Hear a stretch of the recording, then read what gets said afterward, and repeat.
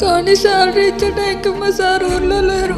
ఆయనకి ఎన్నిసార్లు కాల్ చేసినా బిజీ అని చెప్పి నా కాల్ కట్ చేసేవారు.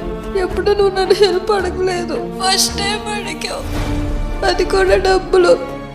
నీకెంత అవసరమో అని మా షాప్లో ఉన్న సన్ స్క్రీన్ లోషన్ దొంగతనం చేసి దాన్ని బయట వేరే వాళ్ళకి 2000 కమ్మి ఆ డబ్బులు నీకు ఫోన్పే చేసా. కానీ నువ్వు నాకు ప్రాబ్లం సాల్వ్ అయిపోయిందని చెప్పావు. ఆ ప్రాబ్లం నాకు సాల్వ్ అయిపోయింది. అయినా ఆ లోషన్ నువ్వే తీసినట్టు మీ సార్కి ఎలా తెలిసింది? మా షాప్లో సీసీ కెమెరాస్ ఉన్నాయి.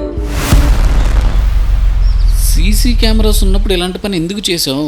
నాకు ఆ టైంలో ఏమి గుర్తుకు రాలేదు. నువ్వు అడిగిన ఒక్క హెల్ప్ మాత్రమే నా మైండ్లో ఉంది.